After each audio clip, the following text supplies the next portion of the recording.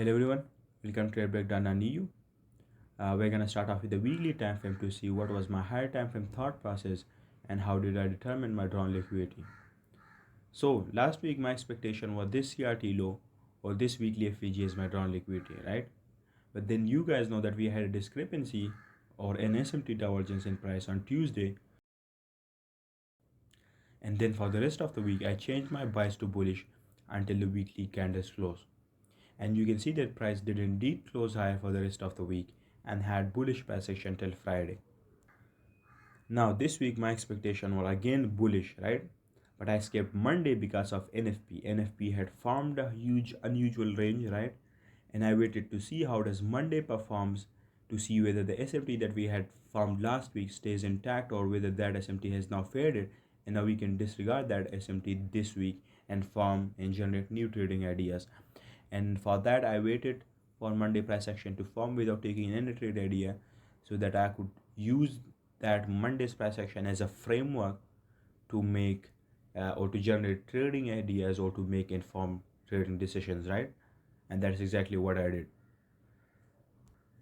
And that's exactly what our job is, right? It's not about being right or wrong, it's about catching the right opportunities and profiting off of price action and everywhere you can and following your system at all times.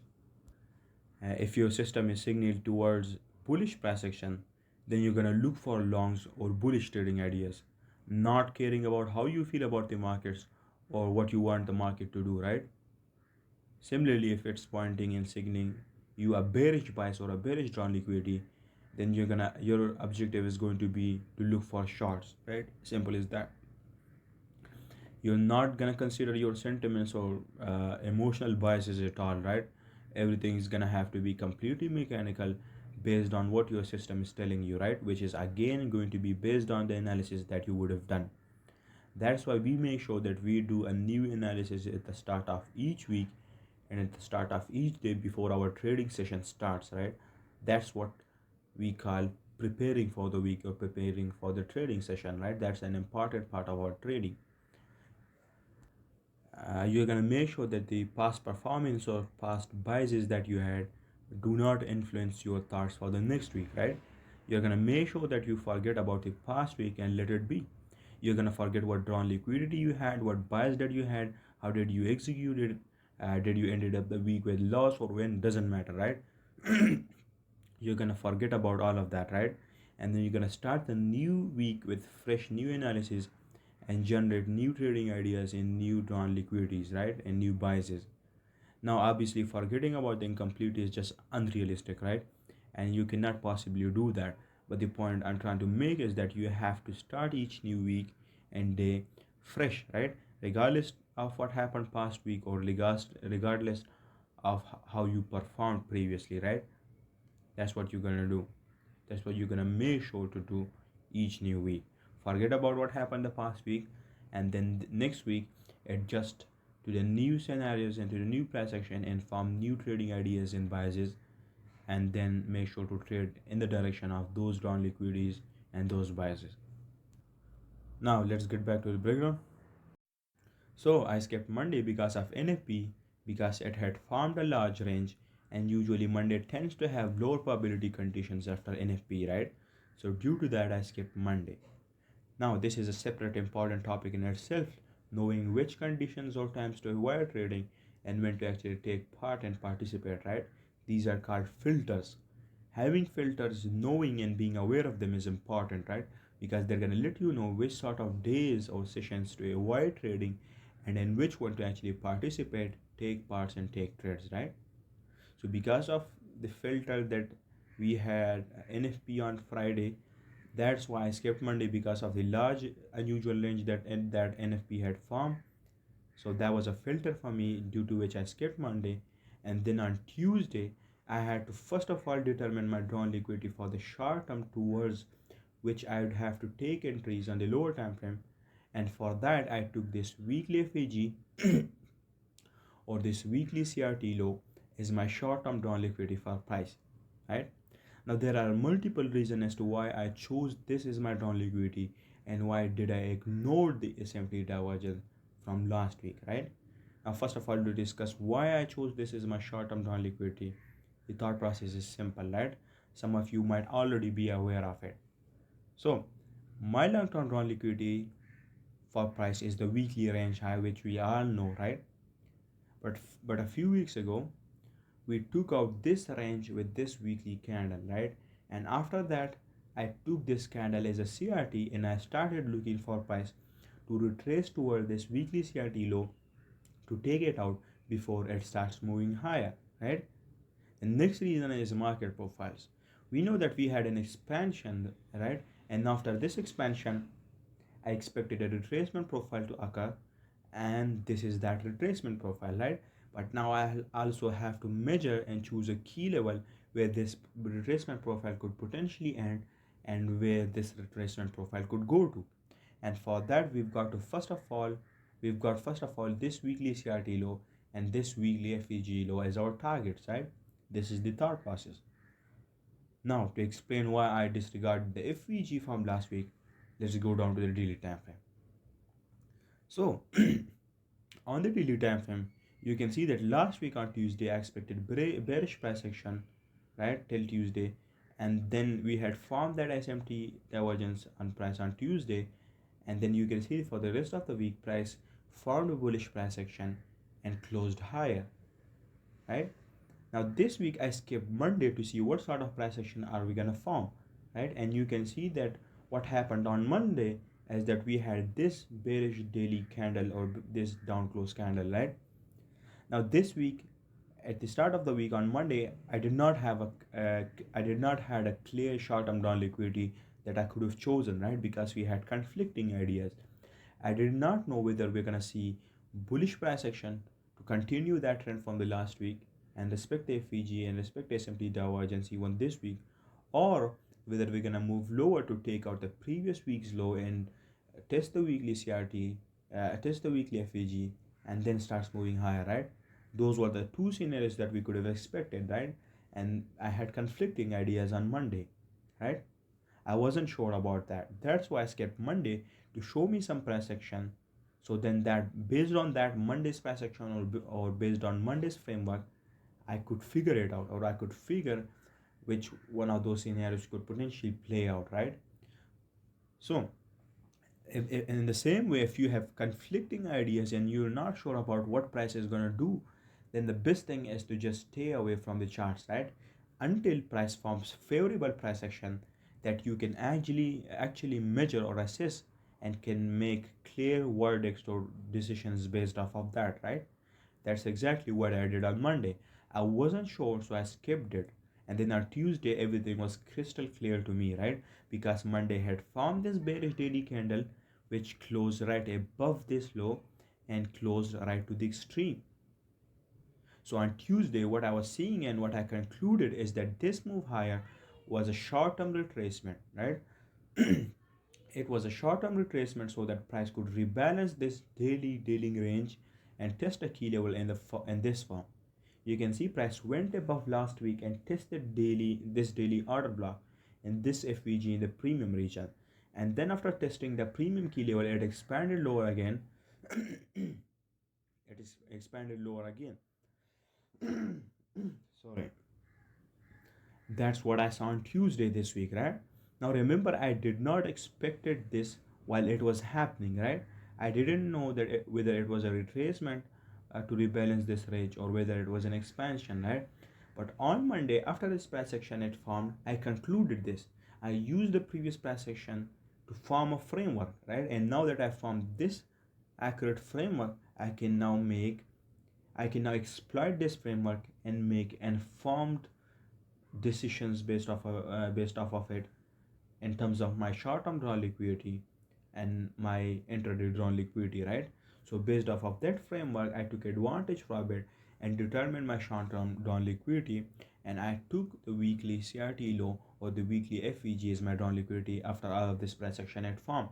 I built all of this narrative on the higher time frame which supported my bearish ideas, right?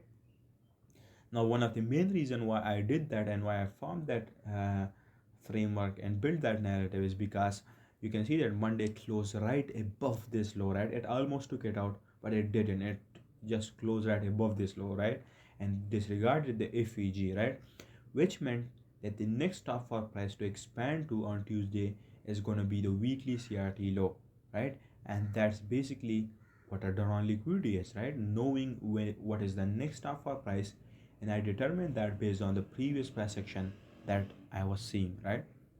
So on Tuesday, my drawn liquidity was simple: the weekly CRT low or this daily order block, which is perfectly aligning with the weekly FEG, right? And my buzz was bearish. So I adjusted to the new price action in the new conditions and determined my drawn liquidity in buys based on them instead of forcing the ideas from last week, right? What mattered here is that I exploited this bullish move. I even exploited this bullish move and took long trades here and profited off of here last week. And now even this week I took a trade on Tuesday based on this new price action and profited off of that as well. Right? It's not a matter of being right or wrong, it's a matter of profiting off of price, right? Following your plan and adjusting to the new scenarios and being flexible in your approach, right? Right? That's what your job is as well. Now let's go down to the 4-hour time frame to see how did I position myself in a CRT there. On the 4-hour time frame, you can see this price action from the last week and this week price action right here after this opening time. You can see on Monday price found all of this bearish price action which I had skipped, right? Because I had conflicting ideas and I wasn't sure. Now by saying I wasn't sure, I mean that my system and my analysis that I had done on Monday did not showed me or gave me a clear directional bias to where price would go to, right? Now obviously I knew where the long-term drawn liquidity was, which was the weekly range high, right? But that's not my job as an intraday trader. My job as an intraday trader is to know what the current daily candle is gonna do and where it could go to, right? For the long term it can go to wherever it want, right? But my job is to exploit what the current daily candle is going to do, and I didn't had any clear directional bias for that, and because of that I skipped Monday, right? Because if I did traded that daily candle, it would have been gambling because I didn't have clear directional bias, and I would have been just second guessing myself in doing pattern trading, right? Which is something I avoid at all cost, right?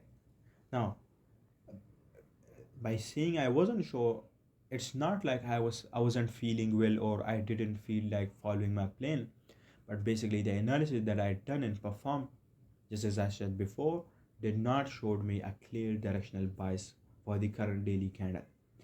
That's why I skipped Monday. But then on Tuesday, I accurately determined my price and my short-term non-liquidity, and I had a clear directional bias as to where the price would go to, which is the weekly CRT low or the last week's low, the last week's candle low, or this daily order block below us, right? So that is pretty clear. Now on the 4-hour, my job on Tuesday was to find a CRT there in the direction of the short-term drawn liquidity, which is lower, and then position myself in that CRT and trade lower towards the drawn liquidity. Now, if we zoom in right here to in this price action, you can see that we stopped right here before taking this low and formed this price action. You can see that the 5 p.m. and 9 p.m. for our candles basically formed a range and did not had any significant moves, which also suggests and means that the Asian session and CBDR had formed a ranging profile, right? And during those sessions, price did not test a key level as well.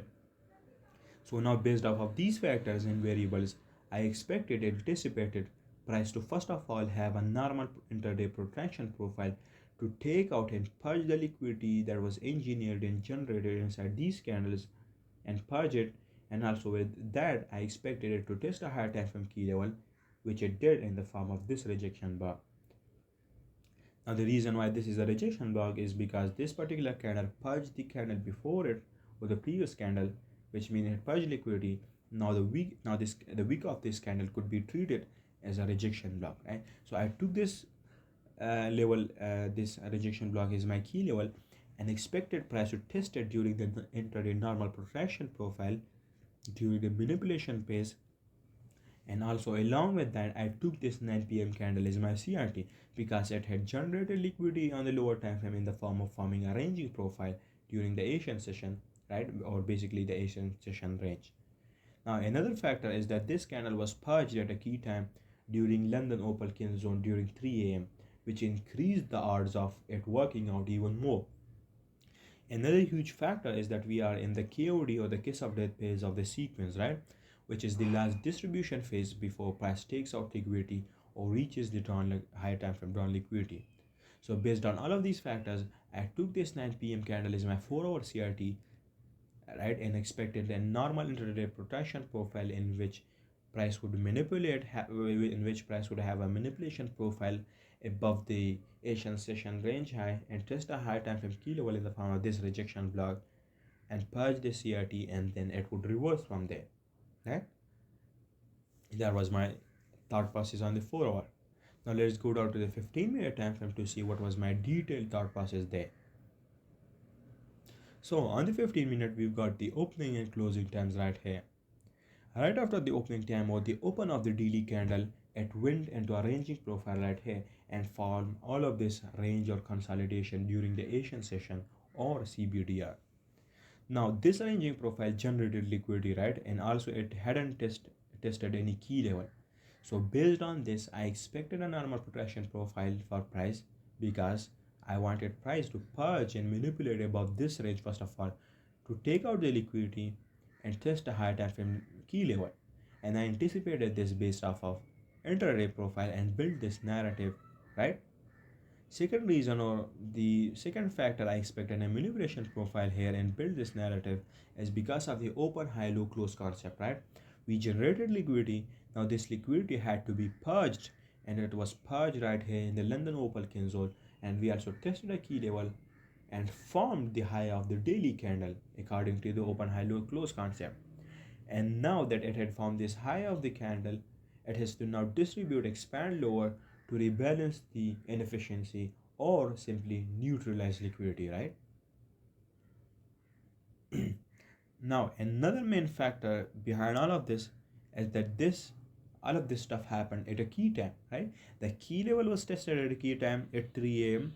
The CRT was purged at a key time, which was again the 3 a.m. candle, and I had built all of this clear and sharp narrative, and everything was pointing towards lower, which was the weekly FEG low, right? So everything was perfect clear to me, right? But obviously, before I could take an entry there, I had to wait for a model 1 entry or an order block set up to form, which formed right here after price closed below this candle.